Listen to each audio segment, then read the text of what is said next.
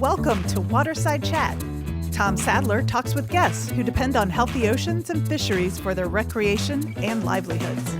And now, let's get started. Good afternoon, season's greetings, and welcome to today's Waterside Chat. I'm Tom Sadler, the Deputy Director of the Marine Fish Conservation Network and the host for the Waterside Chats. It is my pleasure. I am thoroughly delighted to say mahalo to my good friend, Kevin Scribner, and thank him for joining us today. Kevin was an original member of the network and today is the co-chair of the network's Policy Council and also sits on our board. Kevin is truly a Renaissance fisherman, as you will learn, and he's notable for his varied interest and a delightful personality. I am really excited he could join us.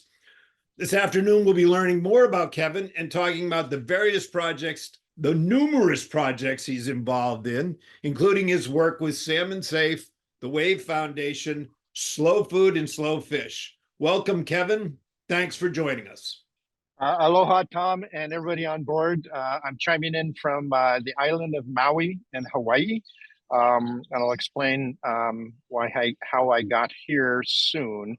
Because basically, I follow salmon wherever it takes me. And my good friend Melanie Brown, who's on board, knows exactly what that means. She just had a great session in New York, following salmon to New York. So hi, Melanie. So first off, I want to start with a poem. And one of the wonderful events, an annual event that occurs at the last weekend in February in a little town city called Astoria, Oregon. It's the confluence of the Columbia River, where the Columbia River spills out into the Pacific Ocean. So that last weekend, Friday and Saturday night, are what's called the Fisher Poets Gathering. And so there are readers, there are over 125 readers that come from the industry and that read each of the nights. It's one of the most wonderful kind of events of the year. So I think you should put it on your bucket list. So I'm going to, since that event occurs in February, which is the Heart Valentine month, I'm going to read a poem that's called A Sea of Love on Alaska Airways. The Bristol Bay Messenger Service, FM public radio, where teenage interns read news, weather alerts, and streams of love letters out into the Alaska bush, bereft of phones, satellite dishes, and timely mail to pillow sweet intimacy into privacy. I love and miss you. Out on the radio, nothing to hide when we're in love, my dear. An alchemy of affection arcs into these words made public, ante-raising the simple, I love and miss you, into a hum now heard among many ears over airwaves. Hungry hearts nodding in their own size of reveries with memories, saddled in bunks throughout the fleet. For millennia, did mariners bundle love in pouches tenderly tucked beneath bunks, or in necklaced amulets swinging heart close? Some say being a skipper will save a marriage and make families. With housebound pressures whistled away, gone with the outgoing tide, then joy and foreplay in the return, with a child or three conceived in time, with moon-driven coming and going. I love and miss you. Out around the bay and back. Again, I love and miss you. A summer season Valentine, as public as any crooner plucking heartstrings in the city. What can embarrass a fisherman in love? I love and miss you. Shared out loud, heart proud, when 10,000 souls might witness. I love and miss you. So there you go. That's a poem from the Fisher Poets Gathering. Awesome, Kevin. So are we done now, Tom? Are we done? Is the chat over? No, I don't. I hope we can get one more in before the end of the chat, but that was terrific. I really appreciate you doing that. So let's talk a little bit about who Kevin Scribner is. What's the backstory on you? Where did you start? Where did you go? And how did you wind up where you are today? Well, I was born in the burg of Seattle on the Puget Sound. And so for the first 6-7 years of my life, I lived on what's called the Puget Sound, or now more often called the Salish Sea. So I grew up in a maritime environment, and if there's that adage is true, if you are what you eat, then I've become salmon many times over, because I was raised on salmon, raised on Dungeness crab, delightfully so. Down the road was a fellow we called Uncle Herb. He was avuncular, but not a blood relative. And Herb ran a cannery in Southeast Alaska. So came back with dinged up cans of salmon that he just profusely shared throughout the neighborhood, including with our dog who loved him. And so, yeah, raised on seafood from the get-go, and then also nurtured by a family that really respected tribal traditions. And so grew up with that respect and knowledge. Then in middle of elementary school, my father took a job with Whitman College in Walla Walla. So we moved across the state into the arid farming regions of Walla Walla, Washington. And so that's where I grew up. But the imprint of the ecosystem, the maritime ecosystem, and the arid inland ecosystem are firmly imprinted in me. And then also what I did in high school and through college, I worked on farms. And because that's what you did in Walla Walla, you worked on farms, you had the opportunity to do that. And what that showed me is that if you work hard in a harvest format, you can earn a chunk of money and then not work.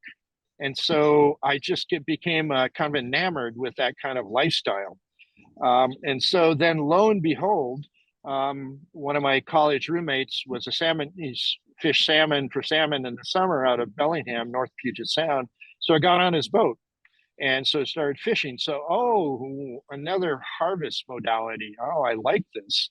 So I was I was a skiff man on a purse seiner in the Puget Sound. And it was also at a time in the 70s when, unfortunately for the salmon runs, they started being hit by habitat loss. And so the runs were diminishing. And thankfully, we in North Puget Sound were able to fish on a Canadian river sockeye, the Fraser River sockeye. And so that run was still abundant. But it also was a time when the Bolt decision came down, which was a boon for the tribal nations. A court finding that the treaties gave the tribes access to 50% of the fishing. That was not appreciated with the non-tribal fishing that I was in, and so that kind of, further diminished in terms of habitat loss the amount of fish that we could get.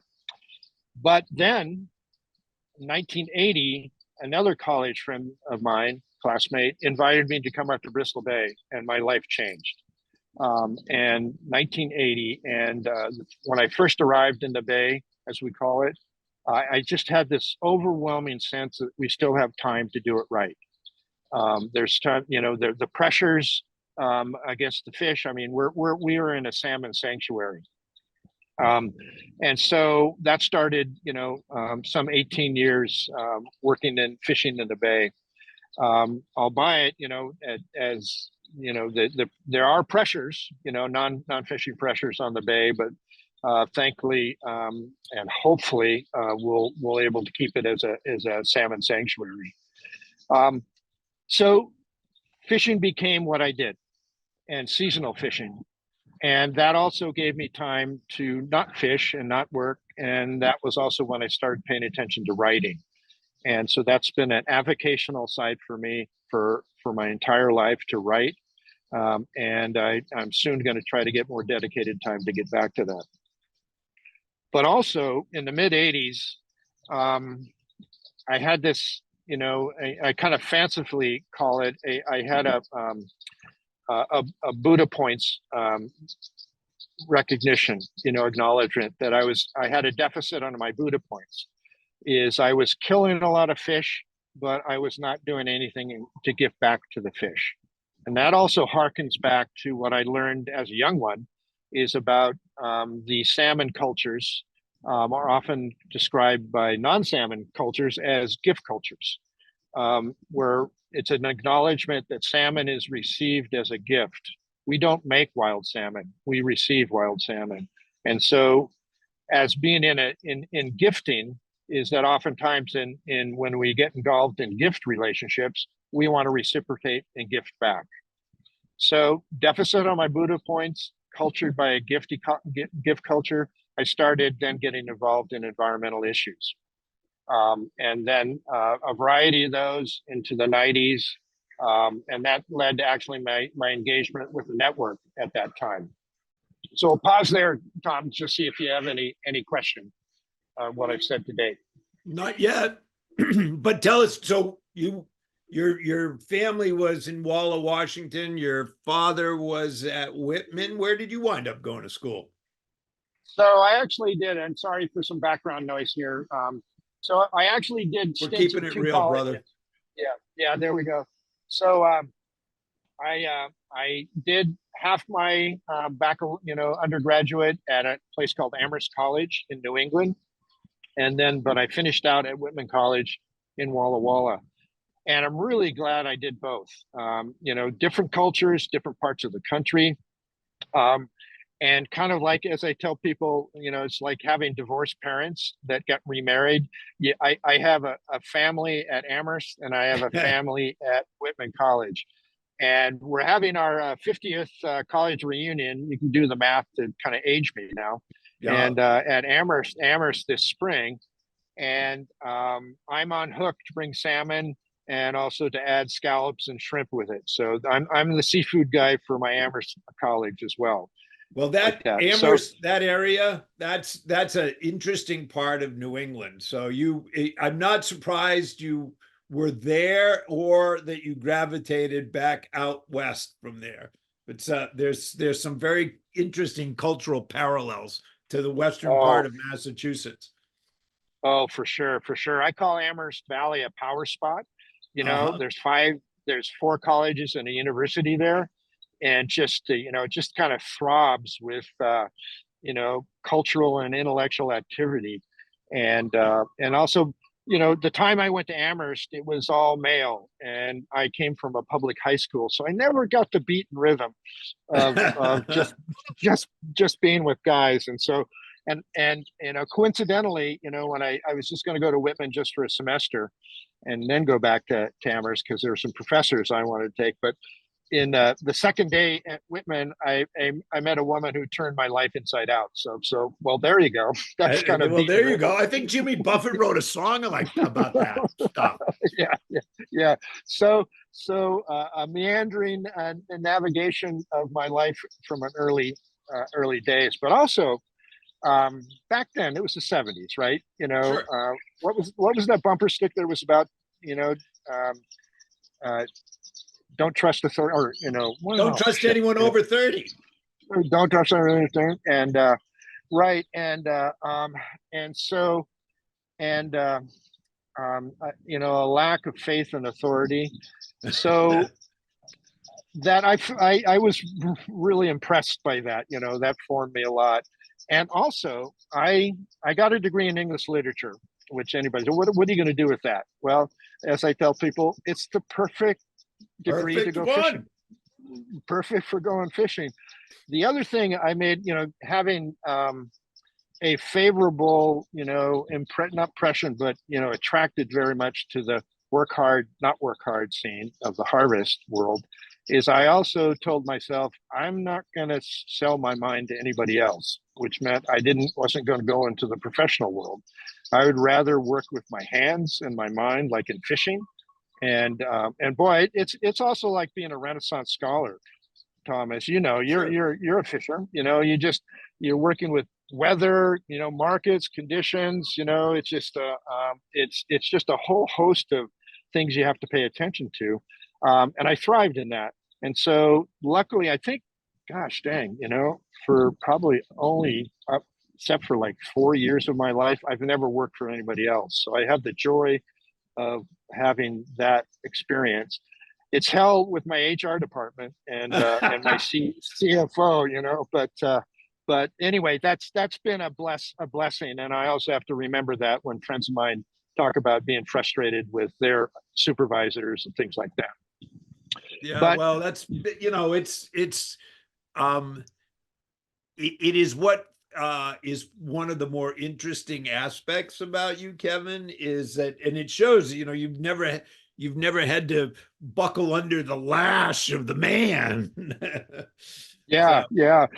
And so it can either make you innovative, or it can make you eccentric, or all of the above, sometimes maybe erratic, but yeah, all of it's been a very, very creative life. And so I feel blessed in that way.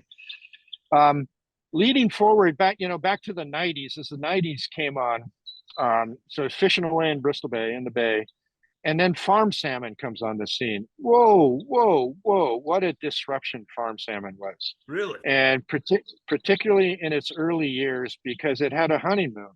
You know, there were none of the, it took a number of years for all the negativity about farm salmon to be actually public, and those are legion, in terms of well, I won't go into that. All I'll just say is that, um, instead of sitting and crying into my beer, I decided, well, now's the time to go marketing. And so I was always enamored by the salmon market. Go back, Uncle Herb, he was part of that way back when. One of the fishing stints I did in the 70s with Skipper Gary, we trolled for salmon off the coast of Washington, and Gary taught me to take care of each fish individually by itself with care, for because that's what the fish deserved, and also the market would reward you for doing that. And so I always then kept, a desire, kind of this, even aspiration, to be able to provide great salmon to people, and with high quality, and also be a carrier of that, let's call it reverence, let's call it the gift culture. And sure. so roll ahead, back to where I was talking about with farm salmon, and it really was a jolt to the wild fishery. It was just a significant jolt in our market. And so again, instead of crying in my beer, I just said, okay, maybe now's the time to start marketing. So I made some different ventures, trying to actually crack into the wholesale retail world, working with the precursor of now the juggernaut of Whole Foods. And then also tried to do some work with individual fish mongers. And it just wasn't working for me. So then I said, well, this was like 1995, 96, 97. And then I told myself, well, maybe what I could do is jump in with this growing movement of community supported agriculture, where you had the direct to consumer connections from the farms. So I started reaching out to CSAs, as they're called, community supported agriculture, to see if they would add salmon to that. And one was in DC, where my sister lived. And they told me, Kevin, great idea, but we're just trying to make farm food work. You're going to add complexity to it. So so I let that rest. But thankfully, NAMA, the group, North American Marine Alliance, really picked that CSF up, that whole methodology, community supported fisheries, up in the 2000s, and it really is a really going gussy right now. And I encourage folks to go to the website localcatch.org, again, localcatch.org, to see the array of community supported fisheries that are in the nation today. So it's really it's a lot of fun to look at how many CFS there are out there. I tried an experiment, Tom. Yeah, go ahead. No, I'm good. Okay. The other experiment I did, and it's a hypothesis I still want to test. I only tested it just a little bit, which is to sell salmon as community fundraisers, and particularly for sports, for youth sports. Because I was a soccer coach for years and years and years in youth sports. Yeah, and soccer and salmon are my two passions, and I'm always trying to bring them together. So being a soccer coach, we are always trying to figure out how to, raise money for the club teams. And when you reach out to existing ways, particularly with food, they all have to do with sugar, candy bars, something like that, and stuff. So I said, well, what if we could do fundraising with salmon. So I ended up buying 2,000 pounds of frozen coho salmon, H&G as we call it, head and gutted, whole fish, shipped it to Tacoma Park where my younger sister lives, and she and her community just did a yo people's work on it. They actually sold all of that fish to raise money for youth soccer.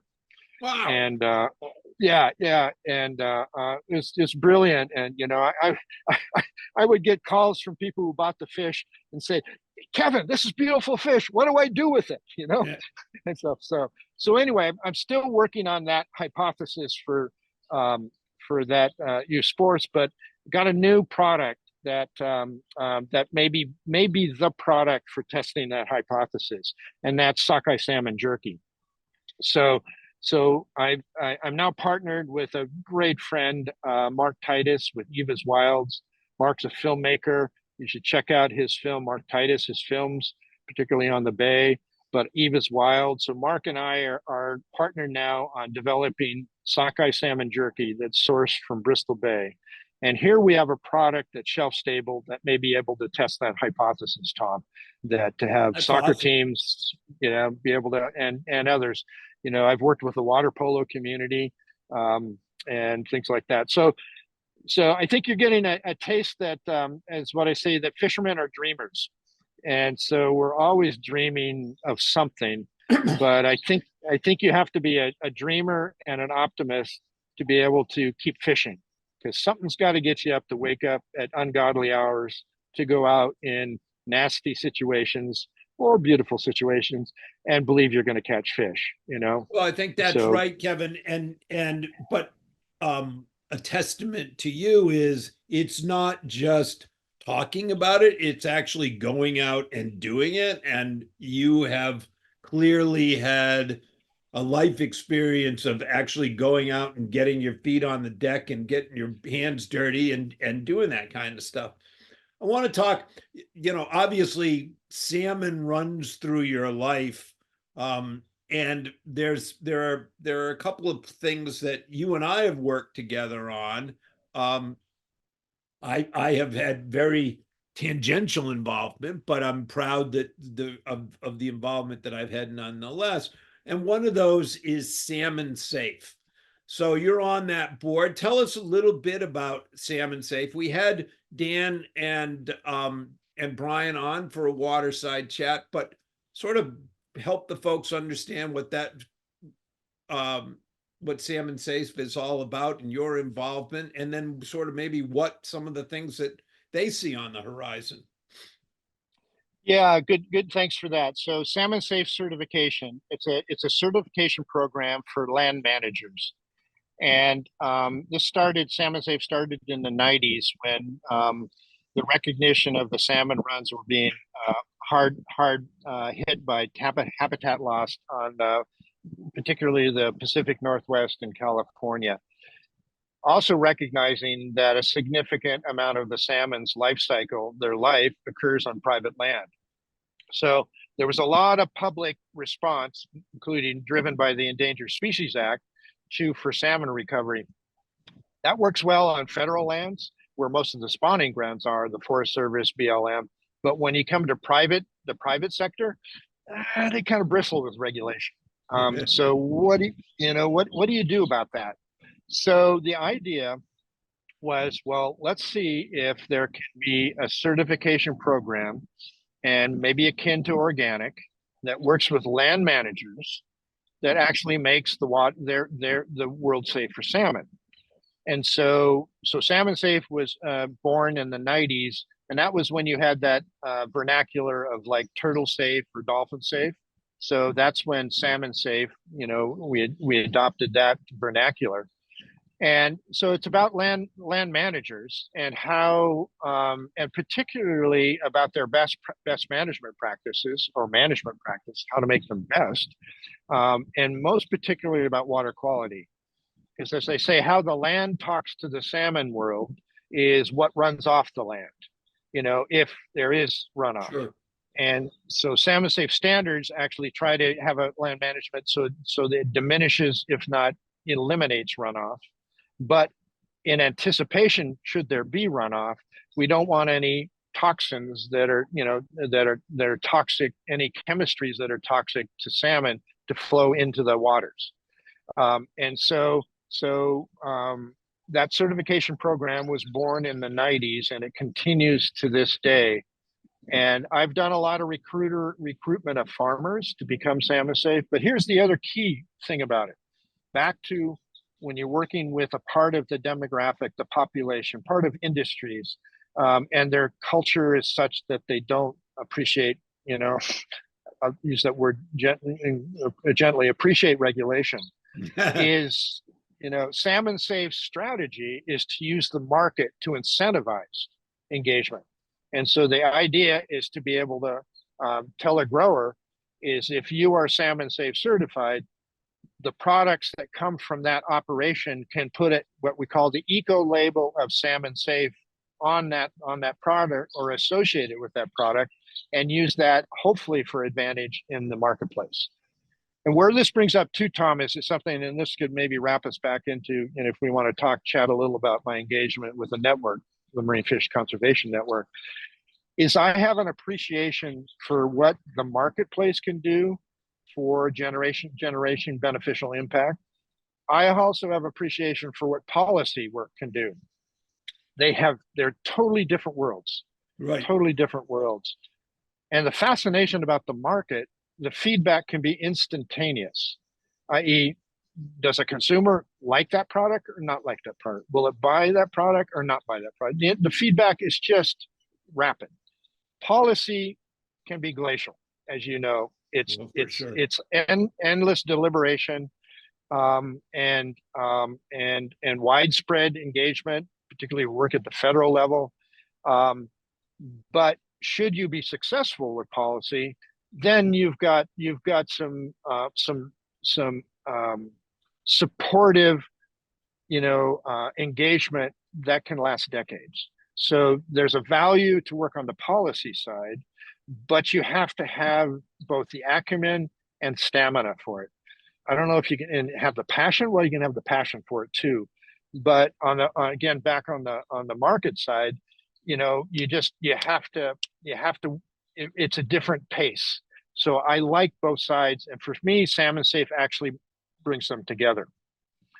And on the policy side, I'll say this, Tom, is that right now there is a EPA grant program in the Columbia River Basin. So that's the 4 states in the Pacific Northwest, roughly the size of France. It's a grant program to diminish and eliminate toxins in the river system.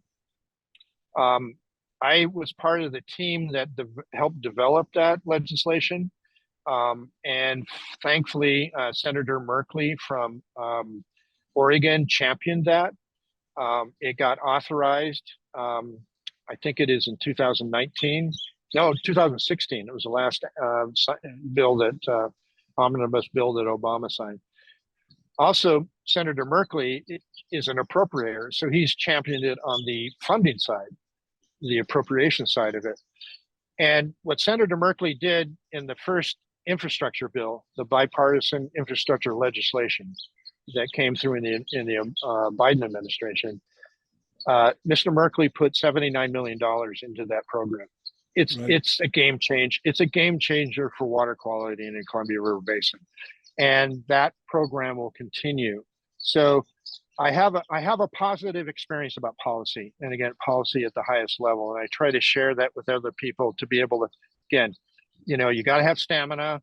You got to keep working at it. You got to develop, and support champions for it, and stuff. But if you're successful, good on you.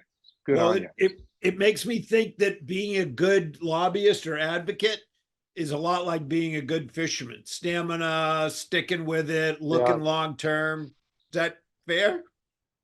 Yeah, and you got to be able to talk a good story too. Yeah, because it's about communication and building teams and such forth and so on. So, Yeah, Salmon Safe, and where it's, an early, I follow salmon wherever it takes me.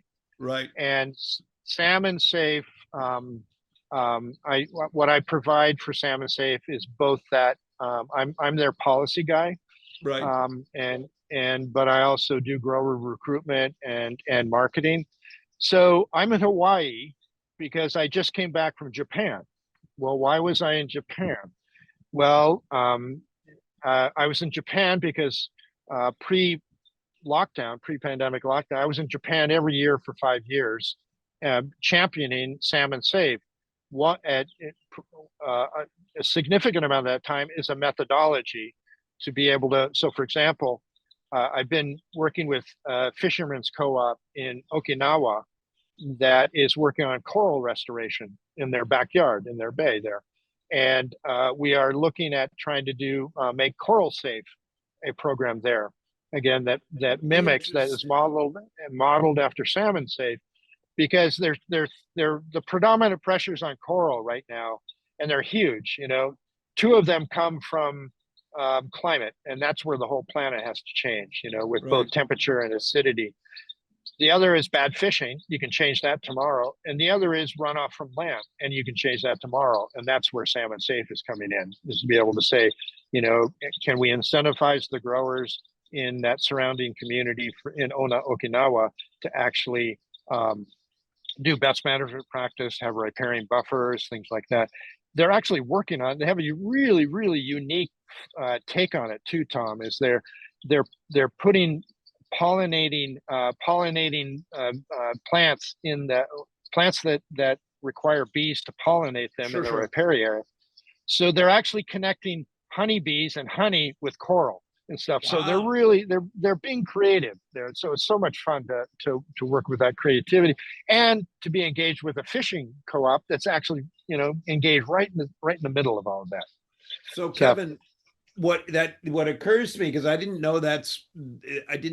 know about the coral safe, but that seems like that experience would be welcomed in the U.S. That there are a number of people in the Senate and in the House who are showing a tremendous amount of concern about the state of our corals. It might be useful to have you help educate them.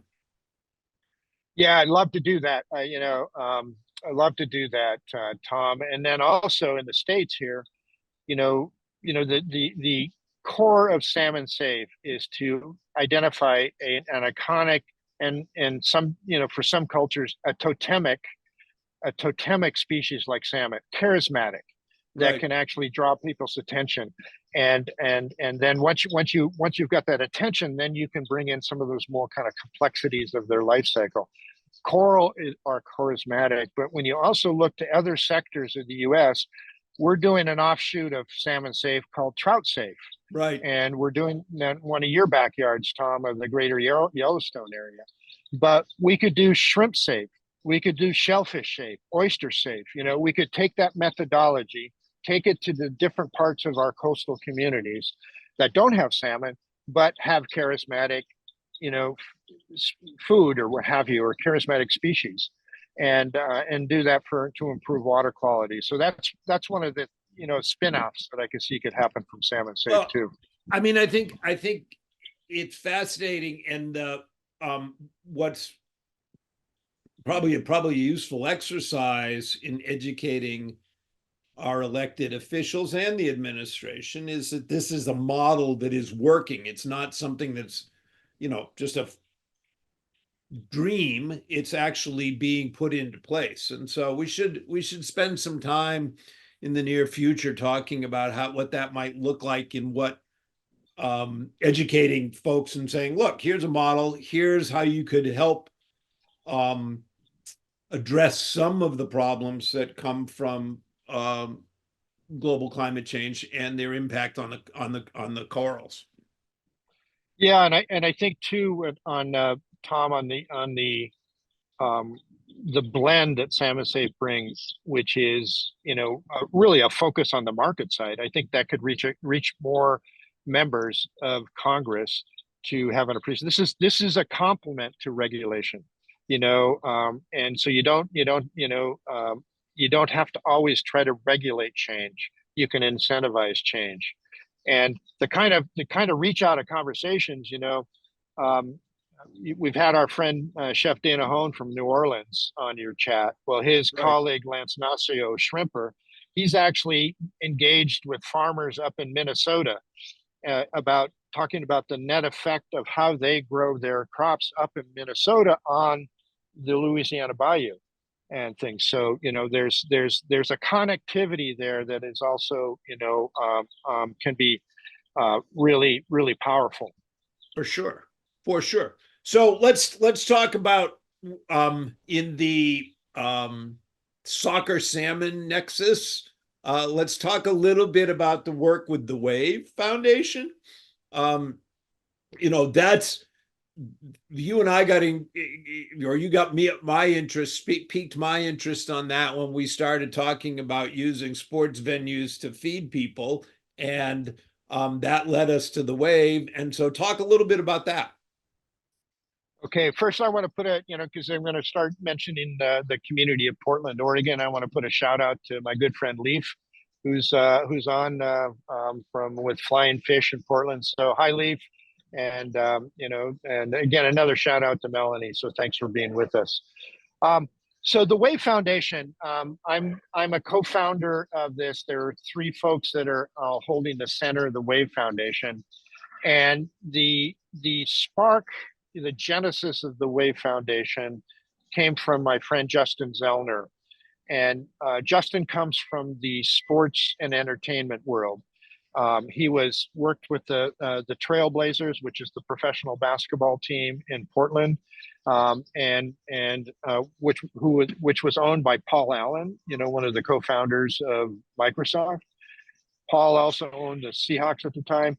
So Justin and Paul worked together to recognize that a sports venue is like a little city. You have people commute in and out, food goes in, waste goes out, high energy use, high water use.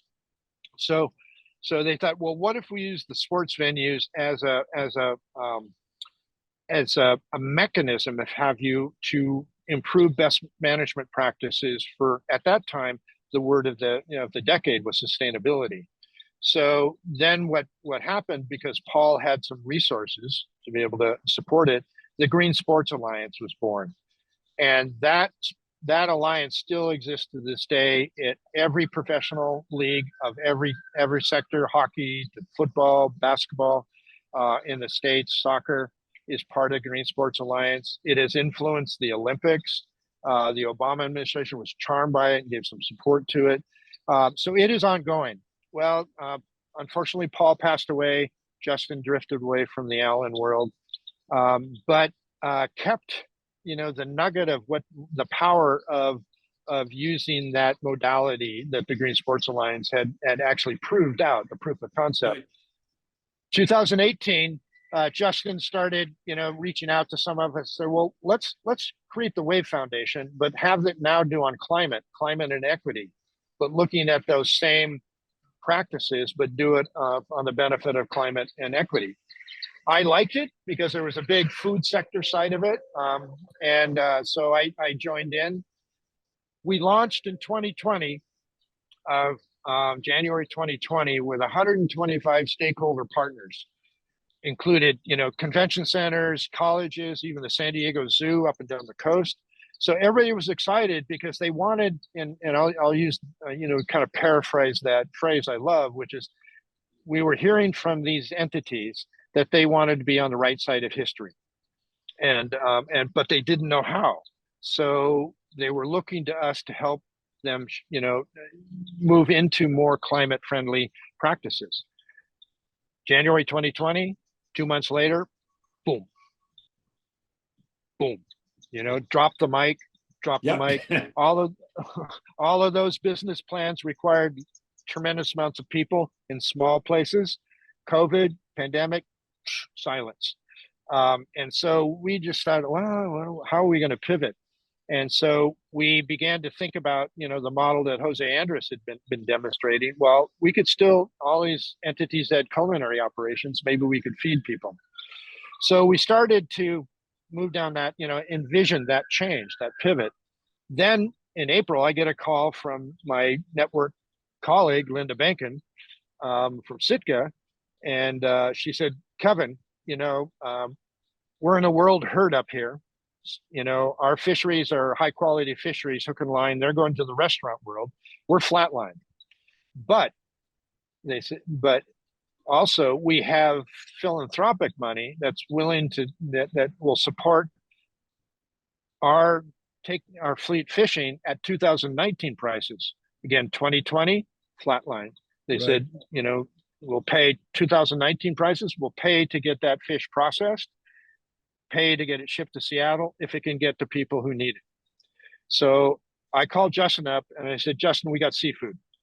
And then I suggested to Justin that we work with the tribal nations in the Pacific Northwest. So that then started 2 years of, and actually 2 years plus, we're still doing some level of food relief in the Pacific Northwest. But during the pandemic, we were distributing food boxes throughout the Pacific Northwest to tribal members with food that they appreciated. The other food that they were getting was just, dumping food, and also not culturally, culturally specific or appropriate. So anyway, we're doing really well on food relief. We got that, and the state of Washington is still contracting with us to do that because our methodology is to buy local, feed local, and have it be culturally appropriate, have it be protein, good protein in it, be nutritional. So we're doing well on that. At the same time, we learned a lot about the food system, and one of our other co-founders, Chef Jeffrey Mora, has connections with the corporate food service world that often are ones who provide the culinary, the food for those venues. So right now we're in this really interesting creative mode of trying to create a parallel marketplace that focused on venues that will also be, have great quality food, but also really take care of every link of the supply chain. Because right now the conventional food system is not doing that very well. And I think that the pandemic was a stress test for that. So I am in Maui right now because we've been reaching out to the community, the Lahaina community, to see how we can help. So that's why I'm actually in Maui here to talk to people to see how we can help. And I had a great conversation with a fabulous fisherman here, Chimo, who's working with the 50 day boat guys, trying to keep them alive, keep their markets alive, because they were feeding the restaurants. 66, there's 67 restaurants in Lahaina are gone. Shimo's fleet was supplying 67 of those, stuff like that. So now when Tom, you and I talk a lot about working waterfronts, there's some legislation being chatted about, being championed. This is just so cogent to that, about keeping the, particularly in times of duress, that where you need to keep these systems alive and working, keep these guys fishing, also keep them from, having to, hopefully it doesn't ever happen where they go out overfishing to be able to make the money they need, stuff like that. So there's a lot of great nexus here with what the network is doing and what the wave is doing, as we talk about a lot too, Tom. But yeah, I mean, it's the theme that runs through most of this is that these are market-based opportunities and market-based solutions. And when you step into a situation, I mean, the good news was the pandemic helped train and then prove out the model that was used to use local resources to solve local problems. You were able to pivot that down to Lahaina and find the same way to do that. I'm hopeful that these can become the standards as opposed to the one-offs Right. And your work there is tremendously instructive. Again, it's the reason I'm delighted to have you on the chat is to be able to build this base of knowledge that we can share with people who are making policy decisions about this, and to say, look, it's not a one size fits all. It's not Washington, D.C. coming in to establish the right way or to do stuff. It's let's use these local resources. And it's tremendously helpful when someone like you who has the vision can then use your incredibly diverse Rolodex to pick up the phone and call people and say, hey, I've got this idea. And all of us who work with you, Kevin, know that when Kevin calls and said, I've got an idea, the next thing is, and I'm going to do this. Will you come and help me? That's so different from what we're normally see, where somebody says, well, we should do this and we should do that. And the we never really gets defined. Where when you're dealing with Kevin Scribner, it's Kevin's going to do this. Do you want to come along and help me do it? Is that is that unfair characterization of you, my good friend? Yeah. What a great result of an English literature degree, and in the Aren't past, we thankful you did that? Yeah. I describe myself as a doing romantic, and because it is the fun part is in application, Right. and learning. And when things go south or different than you expected, my typical answer is, oh, it's fishing, because what is fishing? But curves, right, left, you're always responding to nuances, new currents, new winds, and they're all informative. So let me get back to the an aspect of food relief. So sure.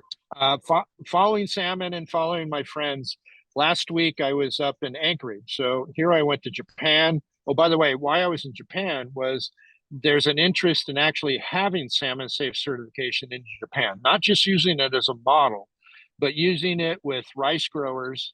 Hey, good to see you.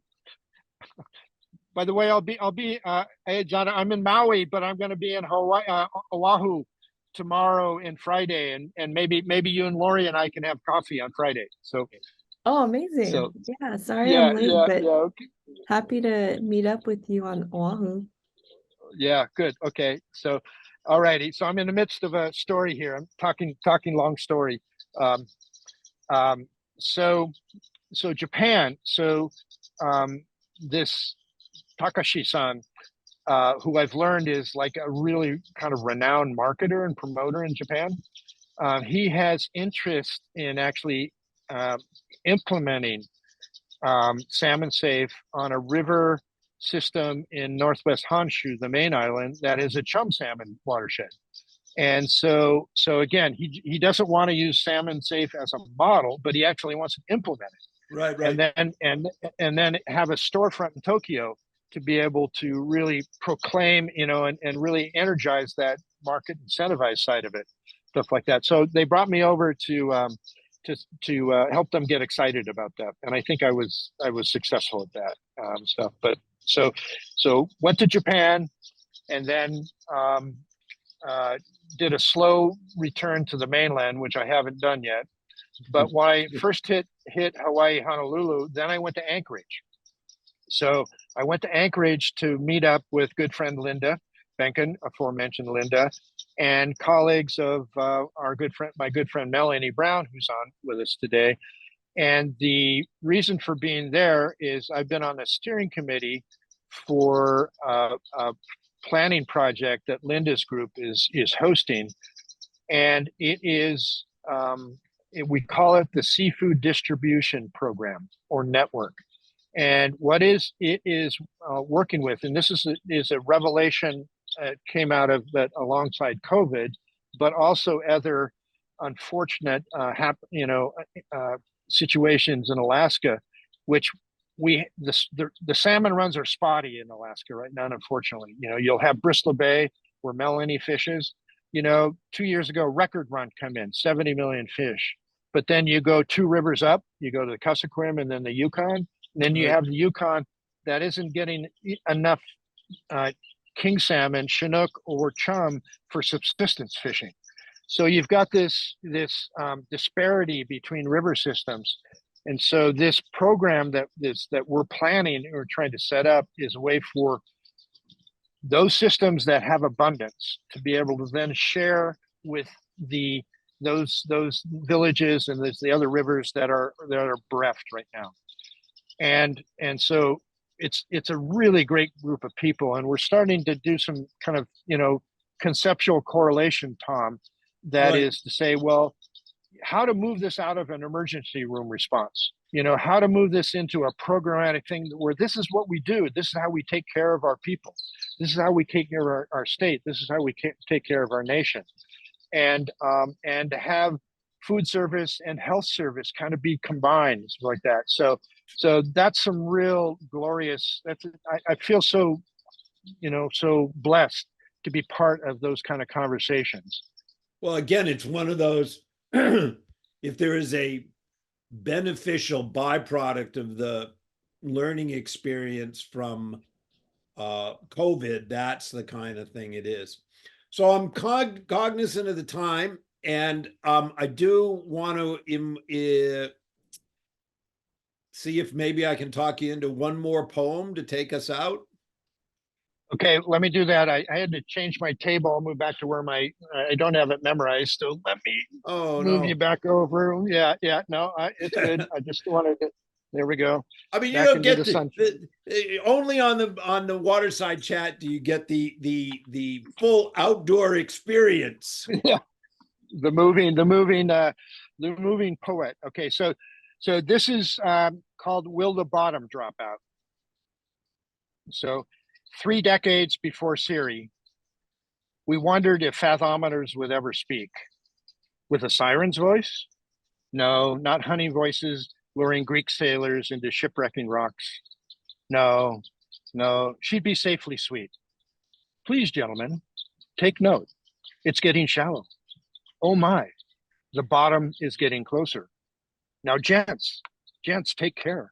You're getting much too close. All's business when waves become trampolines. Keep bows straight into water swelling before you. Forward movement, just enough for steerage. But don't rush into a bar where the water's dropped out. Just enough juice there to not slip to the side, deadly awash in the trough. And take a nanosecond of breath to bow low to the danger at your side, in honor of the millennia fishermen before you. Up at the foredeck steering station, there's no hearing the aft cabin set captain, radio connected to the boat ahead. Me, at the wheel in rain gear. Survival suit stowed, oh, how bloody convenient, back there beneath the bunks. Is this some sort of silly joke? A night drama of storm swells rising higher, bumped even higher by everywhere shallows? Sirens, are you there? Siri, you here? Which way do we frickin' go now? Sandbars everywhere. Okay. The fathometer useless. Okay. The bottom all about.